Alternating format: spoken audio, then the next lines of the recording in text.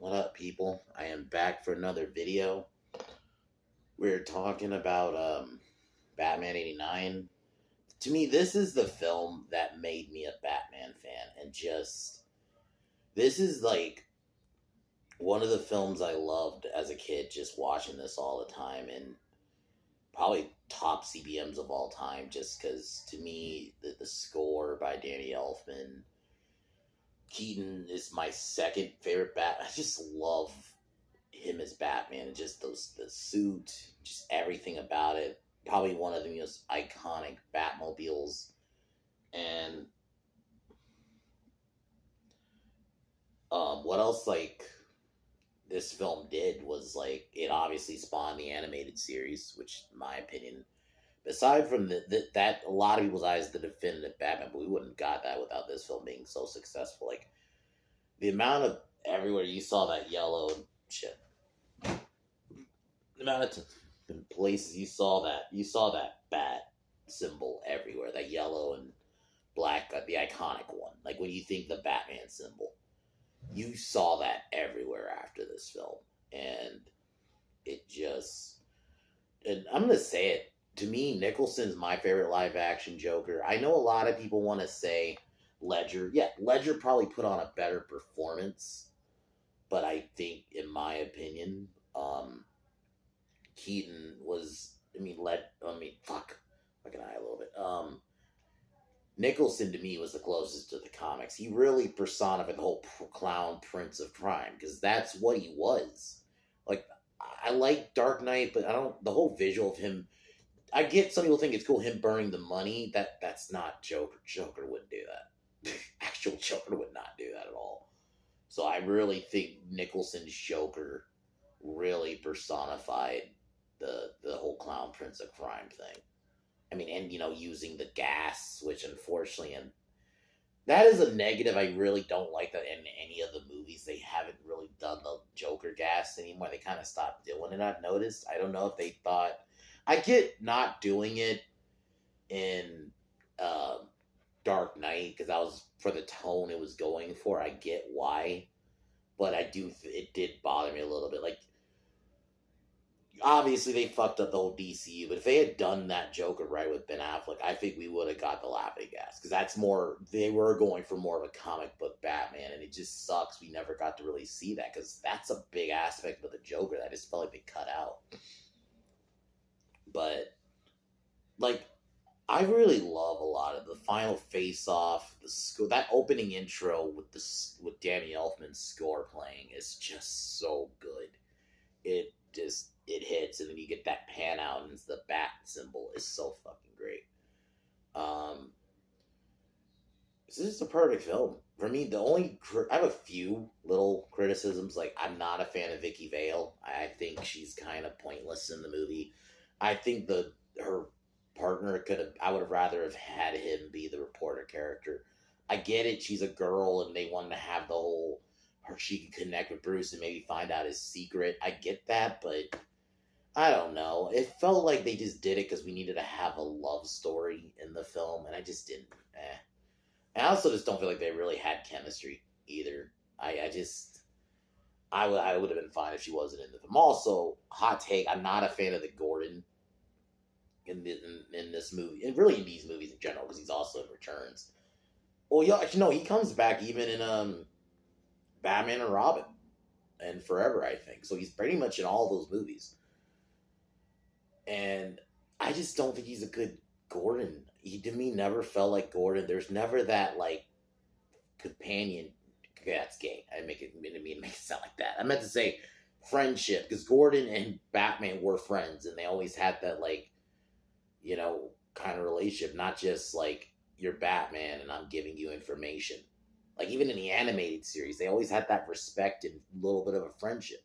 They had respect for each other. And the only film that really showed that was, in my opinion, was the Nolan trilogy. I know some people would try to say the Batman. I just didn't think Jeffrey Wright was great as Gordon, so I just didn't care for those scenes with Batman because I just didn't think he was a good Gordon. So it just there was I know people are trying to say Jeffrey Wright is a good actor, but I just don't think in this case there was no reason you had to race swap Gordon. If you're gonna do it, at least justify it with a good performance. And I just don't think he put on a good enough performance where you had to do that. So, and I just never felt that with. I think to me, also the problem is the Gordon in these movies. Just to me, they should have just had him be a random police chief because he felt like one anyway.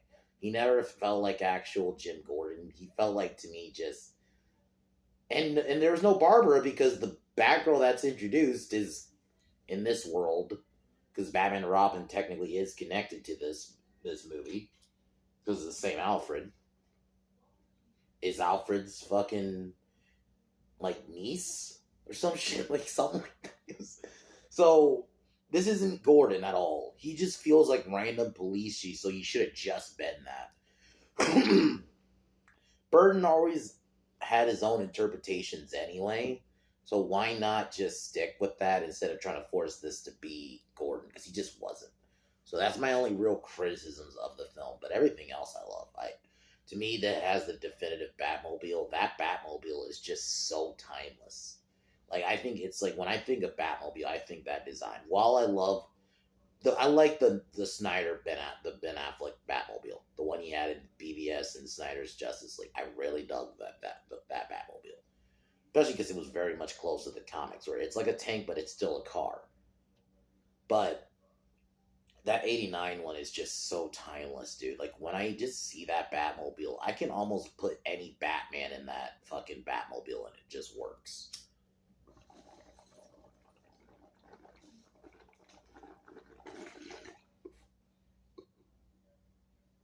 That's what I mean. It's like I look at it like when you look at movie cars, like the DeLorean, Ecto One. I put this up there with that because it's just so iconic. That's why part of the reason I really hated the Batmobiles in the later, like in Forever and Robin. I was like, why did they just keep this design?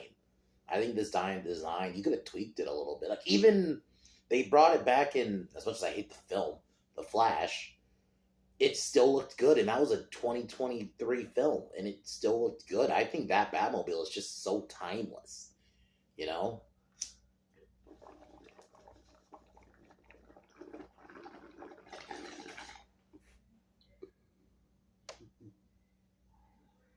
And while I do prefer Batman in the gray and black, I just do. To me, that is Batman. I didn't mind the black and yellow suit he had in this film. I actually dig the Keaton suit, and I've always loved the Keaton suit.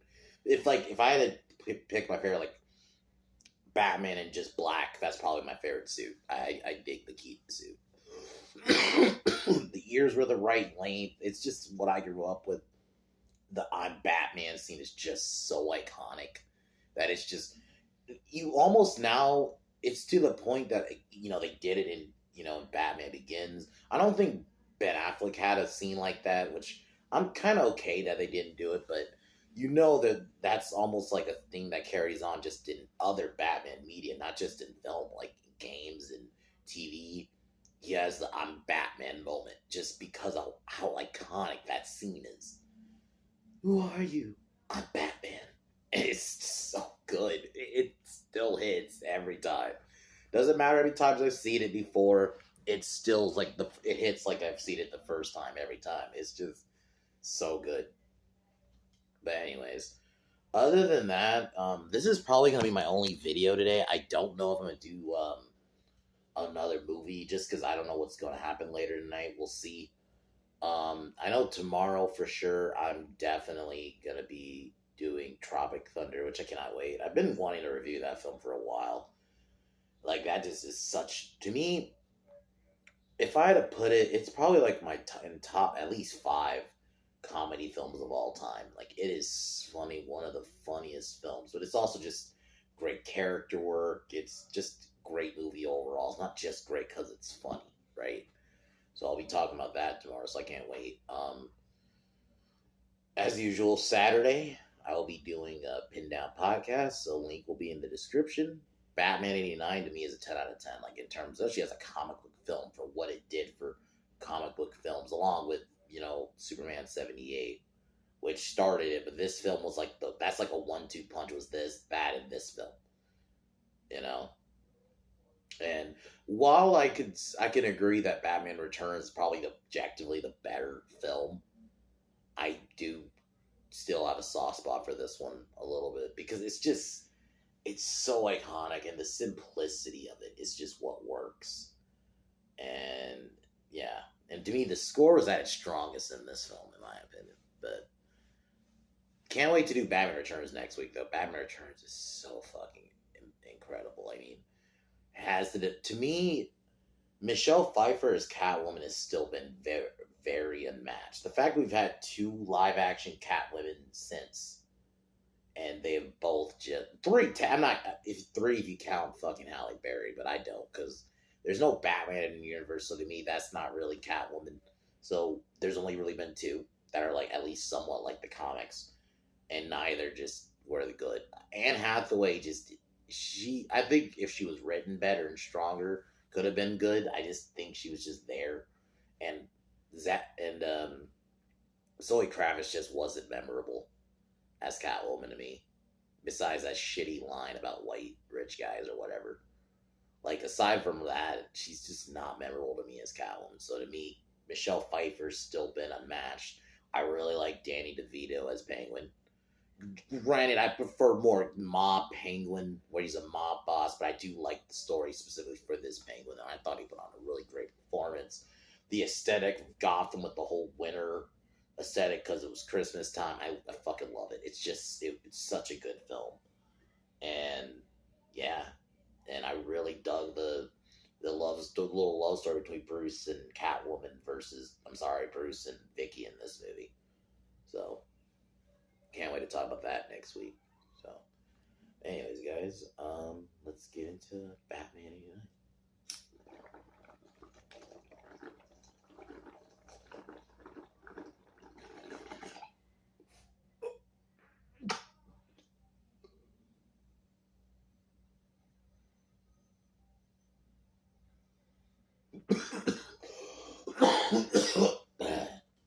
And I love, like I said, I love the intro in this film with the Elfman score. I remember as a kid, sometimes I would just rewind it a couple times and just listen to that Elfman score a couple times before I start actually watching the film. Just because it was so fucking good. Like it just, man, that Elfman score, like, arguably can be considered the definitive Batman theme. And a lot of that, or the Batman theme from BTA, Batman the Animated Series, which, sorry about that, which a lot of people's eyes is considered the definitive, like, Batman theme is the Batman the Animated Series theme, but that's very inspired by the Elfman score. You could tell, like, it's just so good, man. That intro, man, it just, and then the whole pan out where we get the reveal that it's the bat symbol, it's just so good. And then we get the robbers mugging this family, they're counting the money, and this is where we get our introduction of Batman, and it's so badass. It's like the perfect intro, because before that, they're talking about when they mention Batman, he's treated as a myth, and that's the thing that I like about Batman when he's written well, is that urban legend, because that's what people treat him as. The criminals, there's a lot of, the main, I guess the leader criminal between the two was like, Batman ain't real, and then when he shows up, they shoot him, think he's dead, and he just takes him down, and then like, who are you? I'm Batman. It's just like that scene has been like the amount of Batman media that is just not just film has did that. Like even like '89, even Batman Begins had to have their I'm Batman moment, and I thought it was done well. I didn't just feel like a cringe callback, which So, but it's just because it's just such an iconic intro to Batman. It was like perfect, not too long. Which is why I'm happy they didn't. This was a perfect way to open the film instead of, we got to open it with the death of his family, which it worked in Begins because Begins is a whole origin story, right? But this, I like that they didn't just open with his parents dying. I think saving that for middle of the film made much more sense, especially because it was tied with the whole reveal that it was Jack Napier who killed his parents, which I'm okay with. Granted, I'm gonna say it. This is just a little sidebar. I generally prefer when Bruce's parents are killed by Joe Chill and he's not tied, because there are some stories where like it's the Court of Owls who have his parents killed, which to me I prefer it just being random, because that's how bad Gotham is. They're just they even the Waynes couldn't survive, just going out, just trying to have a nice night out with the family, and they just get killed.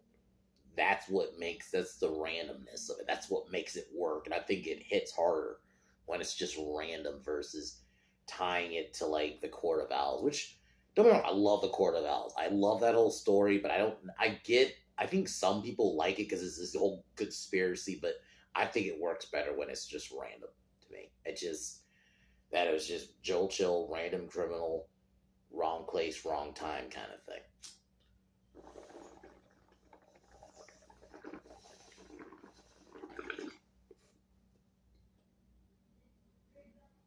So we're introduced to Vicky Vale, who starts investigating, the Batman case, along with her partner, who gonna say it again, I just felt like he was a more compelling character than Vicky Vale, and I just didn't buy her and Bruce. It just felt like they needed a love story, an obligatory love interest, and I get it. They were trying to like, oh, she's dating Bruce, and then she's finding out why Bruce is so mysterious, and eventually she finds out he's Batman. I get that, but I just felt like it worked better if it just was that reporter guy. He's like, he could have it be he tries to befriend Bruce, and eventually he does. Becomes kind of one of Bruce's friends. I think that would have worked better. I didn't need the love interest. Like I said, it worked better in Batman Returns than in this film. But anyway, so they both go to Bruce's party. Before that, we have a scene with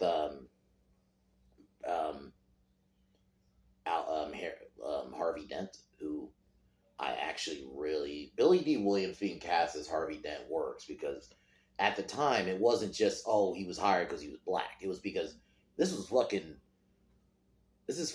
Billy D. fucking Williams, coming off Return of the Jedi. So of course they're like, oh, it's Billy D. Williams, man. We gotta fucking just hire him just because it's Billy D. Williams. So it's okay. It wasn't because, we gotta have a black guy and representation and all that stupid shit. Like, and it worked. So then they have a scene where Vicky and Bruce are introduced to each other, and then Alfred calls Bruce over and tells him that Gordon left. Gordon left abruptly. So behind the scenes, Eckhart, who's Gordon's partner, actually has been working with Jack Napier, who I love Napier. Even like before he becomes the Joker, Nicholson is just good as Jack Napier. Like how charismatic he is, the way he chews up the scenery. Like I love actors like that. Who can just like every scene they're in, just chews up the scene and and that's what stands out. And I think Nicholson, especially when he becomes the Joker, but I would even say before, like when he's just Napier. So Carl, his boss, he's a mob boss, hires him to go to Ace Chemicals to retrieve something. Reality is it's a trap, because he's calling the cops, and because he realizes he's basically jealous that Jack has been having an affair with his mistress. I guess girlfriend, mistress, whatever you want to call it. And he's jealous, so he basically lures Jack to a trap, initially to get arrested. Or no, he calls Eckhart to kill him, basically. Because Eckhart's a dirty cop. But then Gordon shows up, and that's when Bruce shows up as Batman, which we have the scene in Ace Chemicals is so great. I love this. There's a scene where Nicholson's just running like up either down the stairs or somewhere, and you just see Batman following him from behind, and the music's played. It's so good. Like, that's the one thing about this film in general. Even this film, definitely it's much better in Returns, but the cinematography is so good. Almost every scene, even just the aesthetic of Gotham. This, to me, to date, Tim Burton is the only one who's really gotten the aesthetic of Gotham right. Because unfortunately, Snyder, I never felt like got to really explore his Gotham. We didn't really get a lot of scenes in. We got scenes in Gotham and BVS, but we never got like a really good outside look at Gotham. Even in the Snyder cut, didn't really feel like we got a really good look at Gotham. I've always wanted, like, if he got his own film, I think if we got a good look at the city, it could have worked. The Batman had a pretty good looking Gotham. Batman Begins is the only one of the Nolan trilogy that had like a nice mix where it looked realistic, but it still had its own identity. But then it just went this Chicago generic city look. So, but no, Miss Bird is the only one who truly got it. Gotham is a character. It's not just city. Gotham is a character. I would even say Metropolis is in the same way as a character, but in a different way in Superman. So I just think these cities in these, at least specifically in DC to me, but specifically Gotham, just have a character about them that they're not just, it's not just a generic city. And that's what was, you know, so good about this. So even just the shots of just almost any shots, even like the fight scene later on where Batman's just fighting Joker's goons in the alley and they're getting thrown in like these, just, it has character to it. It doesn't just look like, because there's scenes in like 80s, you have like scenes in alleys where it's like looks very creepy because, you know, New York in the 80s was something else.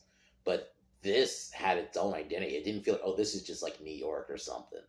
They really did a good job of giving Gotham an identity in this film, and that's the thing in this film, but definitely in the next film too. But then this is where you have the scene where Joker gets knocked into the chemicals and becomes basically the Joker. He's retrieved. Then that night, Bruce has a date with Vicky, and the scenes where they're trying to make it seem like they're connecting, it just didn't hit for me. It just is like, you just kind of, it felt very much like, I hate to say it like this, but it did kind of feel like we're together because the plot said so. You know, I just felt like they needed an obligatory love interest in the film. You know, it was the 80s, and I get it. I get it in that sense because most movies, a lot of the time, there's always a love interest. There's very rare few, but most of the time, there's some kind of love interest, even in like action films and stuff, right? So I guess they just felt like they needed one to be in this movie, but to me, and I know Vicky Vale is in the comics and other Batman media, but to me, think she should never really be Bruce. Her and Bruce should not really be a thing, and if they are, they're like for a month or something. He works better. Obviously, hot take. It's not a hot take. I think a lot of people have this take. I think Batman works better with Catwoman. To me, him and Selena, that's the couple to me. That always felt like that worked better. You know, they always had that great connection, and that's why Batman Returns, you know. And I just think in general, him and Michelle Pfeiffer just had chemistry. I just didn't think they had chemistry in this movie. At all. Like, it just, yeah.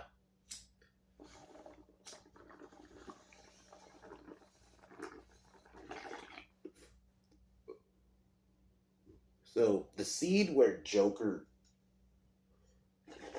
well, he's like covered in bandages initially, but then when he gets a look at his face. But I love that the audience doesn't really get to see his face yet. You don't get to see his face until he kills Carl, sorry. Until he kills Carl.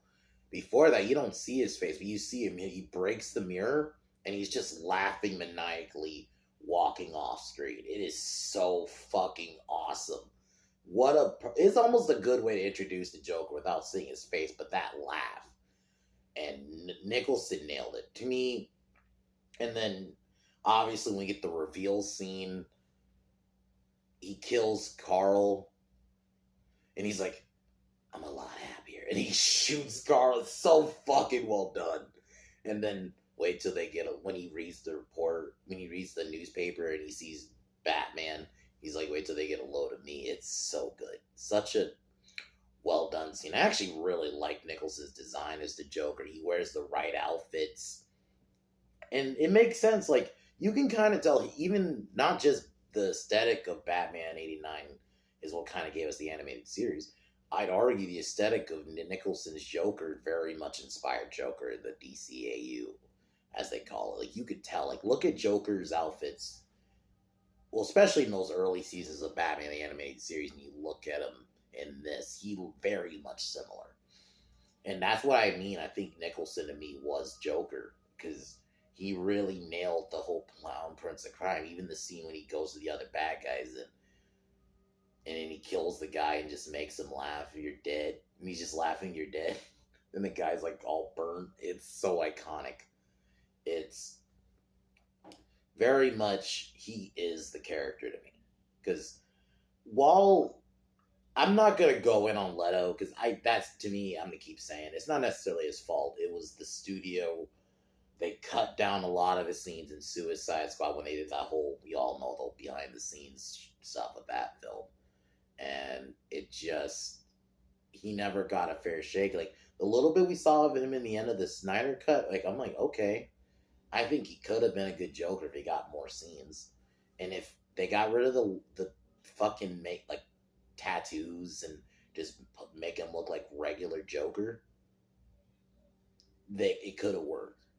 But the other to me, Ledger and Joaquin Phoenix are great performances, but they're not the character. They're just not.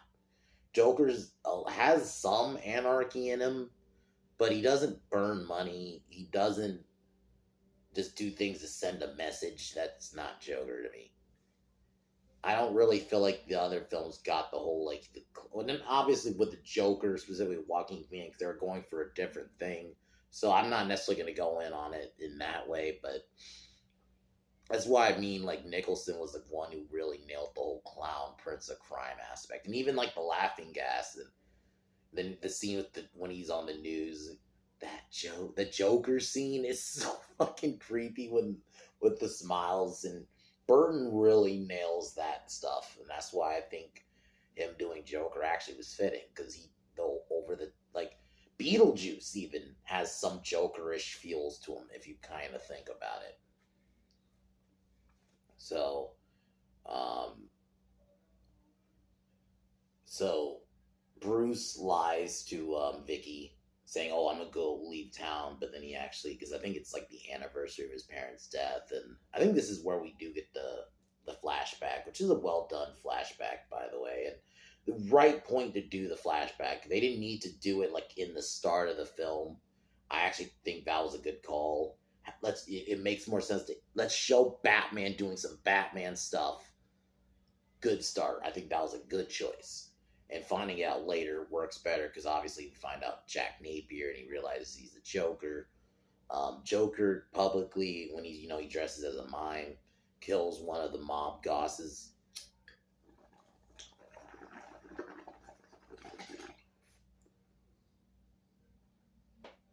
And then this is the scene where you have Bruce just when he walks by, he just takes a shot to the shoulder. It's insane. I'm like, one of the most Batman moments in film for sure. Like, even when he's Bruce Wayne, he doesn't care. He's just walking. He just takes a fucking shot to the arm like nothing.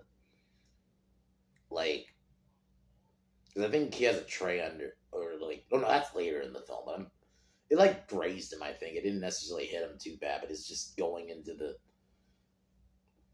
And then you get the scene where Joker sees him and he kind of waves goodbye when he's in the car.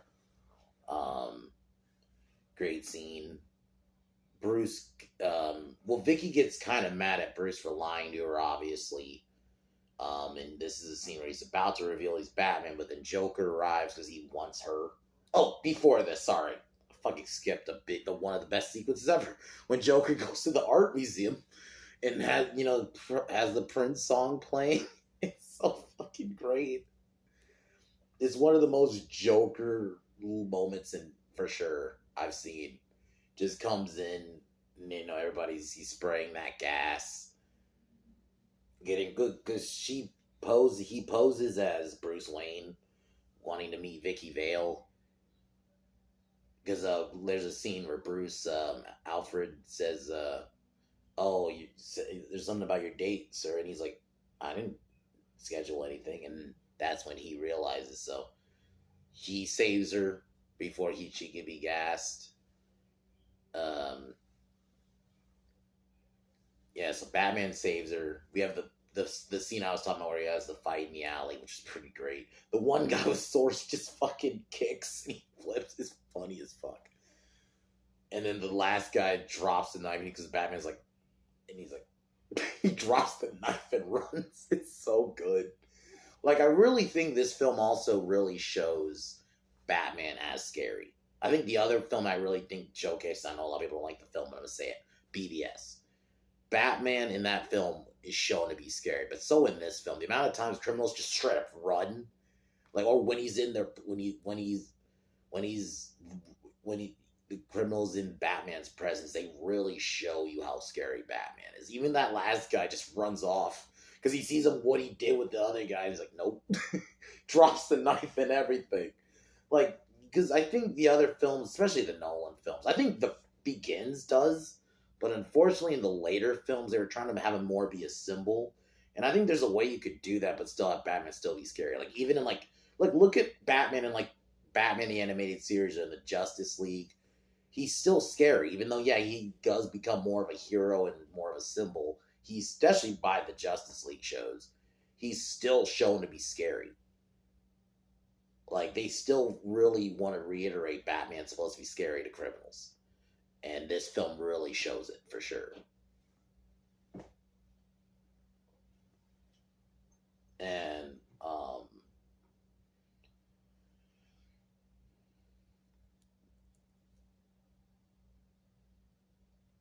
Bruce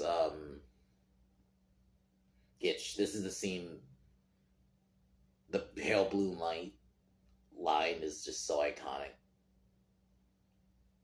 Pale moonlight. That is one of the most, and that's where Bruce gets shot, but he had the tray under him. Like, you want to get nuts? Let's get nuts. It's so iconic. Yeah, yeah. So he gets shot, but thankfully he had the tray under him, so it was like a metal tray, so it blocked the bullet. And Vicky gets kidnapped basically, and this is pretty much where we get pretty much the final sequence. No, she gets taken later. Sorry, she gets taken later because there's a scene Joker seemingly doing like a public good. He's dropping like money. He's like doing a whole Joker celebration, but he's dropping money. But it's actually a whole thing to drop a bunch of Joker gas. And this is where we get the bat plane scene. It's so good, man. When he suits up and he gets in the bat plane, it's I love it. Now, obviously, I love the shot of the bat plane when he goes up to the moon and it looks like the bat symbol, like in the background. I love it. Probably, definitely a little inspired by ET, but I think it still works. For Batman, and he basically takes out basically a lot of this, like the blips dropping the gas before it like fully gets too bad. And Joker manages to take out the bat plane with this big ass pistol, which I love. I love how big it looks. I do love how this film is able to mix dark, but it does have a little bit of comedy with, especially with Joker, and a little bit of that over the top stuff a little bit. So it has a mix, it's not just straight up dark, right?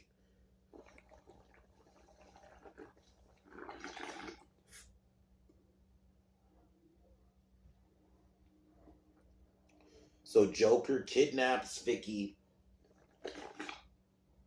and he like takes her into a bell tower. And Batman has to fight a bunch of his goons before he's able to confront Joker. And there's one that actually does take it at Batman, which I do like. So they don't just have Batman just easily go through criminals. Initially, he does. There's like that one guy who does take it because he's like a big dude. So Batman had a strategy. I think that guy did take it at Batman for a little bit. So Batman basically does a hurricanrana and drops the guy down the tower, killing him. Batman straight up kills people in this movie. Like there's a scene where I forgot to mention he blows up the factory. the Batmobile, and there's like people, and he just straight up drops a bomb, and there's people like right there. Like he doesn't care. So for me, I've always said realistically, Batman would kill even accidentally. He would like just the amount of times he's just beating up people, and in some iterations he has medals and like his fit like gauntlets he wears and gloves sometimes he wears has fucking metal on it, and you're repeatedly punching some with that, breaking ribs, causing internal injuries if they don't get treated. Yeah, they could probably die. So it's like I've always thought that was weird. The whole like he doesn't Batman doesn't murder. It should just that's what it should be, not doesn't kill. He would kill even accidentally. There's even stories he just fucking blows up people with the Batmobile. I've seen it happen, so it just happens, like Batman would kill accidentally. Like he would. I'm sorry, he would. So he just doesn't flat out murder people. I think there is a difference. But anyway. So he confronts the Joker. Pretty good final face off. Like more of a mental fight than a physical one. Obviously, physically, he's beating the shit out of Joker. And Joker's just taking it. And obviously, they go over the edge, or him and Vicky are over the edge. And obviously, he's hanging on Vicky. He's trying to kill her, and he just falls because Batman's does try to save him. I do. That is a Batman thing to do. He does save the Joker a couple times, but the Joker drops. And this is the thing. I'm not a fan of killing the Joker. I don't know if it's because they didn't know if they were going to get another one kind of thing, so they figured, okay, this is going to be a one-off. Maybe they thought it was just going to be a one-off movie, so and I guess it was okay in that sense, but then he got another one. Could be a case of that. They didn't know if they were going to get another movie because they didn't know how much of a hit this was going to be, probably. So, and that's the only thing like I would change. I wouldn't kill Joker. I would just have him get taken out. And, Jim pulls out the symbol. It's implied him and Vicky are pretty much together. And they're going on a date because Alfred's he's going to be a little late. And then you have Batman staring at the bat symbol, at the bat signal. So, great film, man. This to me is prime Batman. Like, this is one of those films that stands the test of time and top comic book film of all time. There's a reason it was such a hit back in 1989, and that this was almost like when you think 1989 as a year, this is the first thing you're probably going to think of. Just how much of a hit this was. You go back and look at the line, just the amount of places you saw that bat symbol every fucking where. That's when the bat love really started, really, was this film. And then we got the animated series that propelled it, but that's what came off of this film. So it to me is prime Batman. So, and that's why I love it so much. Keaton was such a good choice, and it was weird because this was at the time people were like, "This is Mr. Mom. He's not going to be a good Batman." And lo and behold, a lot of people's eyes, he's their definitive Batman. For me, it's Ben Affleck just because he's more like comic Batman, but Keaton's up there. He for sure is. The way he carries that character, that opening intro, the I'm Bat, it's just, it hits. It hits, man.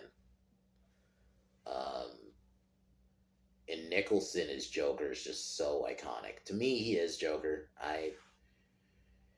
The fact that they really nailed the whole clown prince of crime and the mix between scary, he is scary and creepy, but also like entertaining. They were able to mix it and not be over the top. But they really, like I said, the clown prince of crime aspect, that's what Joker is, and they really nailed that. And a lot of what we got from Mark Hamill's Joker in the animated series come from this movie. Like even just the way he dressed. And that the scene at the art museum is just so great. That to me is probably that's probably my favorite moment of Nicholson as Joker in this movie. Is this scene. Is that scene. It's just so good. That the way he's just carrying himself, it's just every time I watch it, it's just so good. So this film is one of a kind, and the fact that today it still slaps. I mean, even the Batmobile is a timeless design in this film. For me, this is my definitive Batmobile. It just is. That Batmobile just works for. It's like up there with like the Ecto one, the DeLorean, like some of those iconic cars from film. This is up there for sure. So yeah, 10 out of 10 movie. The score, everything about it came out at the right time. The way they nailed Gotham is perfect. I can watch this just any fucking time, anywhere.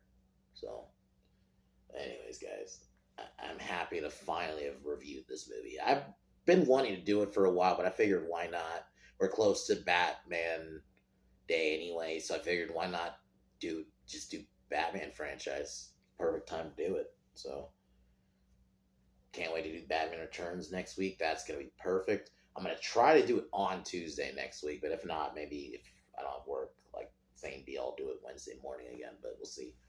But yeah, Batman Returns is just so good. And it is a Christmas movie. And I was originally going to try to save it for Christmas, but fuck it.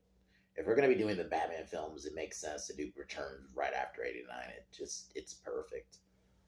And like I said, the definitive Catwoman is Michelle Pfeiffer. We have not had a great Catwoman yet, live action. And it sucks. For me, my ideal Catwoman would be like, do like the Arkham games Catwoman. To me, that is how you do it. If they can do that right. But we haven't had that yet, so that's why Michelle Pfeiffer's it right now. And Danny DeVito was great as Penguin. Even fucking Christopher Walken as the secondary villain is fucking great. Or the third villain, really. Because it's mainly Penguin and Catwoman, but he's good in it too as the other villain, as the background villain in a way. And they really definitely go all out with the aesthetic with Gotham even more in the next one, especially adding the snow and all that just makes it like even better. And yeah, it's a perfect film. And I actually think Keaton shows off a little bit more of his Bruce Wayne, I think, in that film a little bit. So I can see the argument that one being a better film objectively, but for me, 89 just hits a little different. And just even now, I felt like watching it last night. It just felt like watching while I was a little kid again, watching that again. So, anyways, guys, tomorrow we'll be talking about Tropic Thunder, one of probably the greatest comedies of the 2010s. It's probably the best comedy of the 2010 or no 2000s. Meant to say the best comedy of the 2000s for sure. I think there's some really good ones out there. I love Superbad. Superbad's it could be a good answer, but for me, Tropic Thunder's not just funny, he has good characters. Probably one of my favorite Robert Downey Jr. performances ever is fucking great. Can't wait to talk about that tomorrow. My dude dressed up as playing a dude, dressed up as another dude. Like, come on, man. Tom Cruise is just one of his. Compare this role to most of his other roles. It's crazy. I'm like, that's Tom Cruise? Yeah, it's fucking funny, man. And it's just the amount of quotes, too. I figured it's the right time to finally review Tropic Thunder. So I'll be doing that tomorrow. And hopefully Friday we'll be doing Beetlejuice too, but we'll see. But anyways, guys, I'm going to call it here. I'll talk to y'all tomorrow.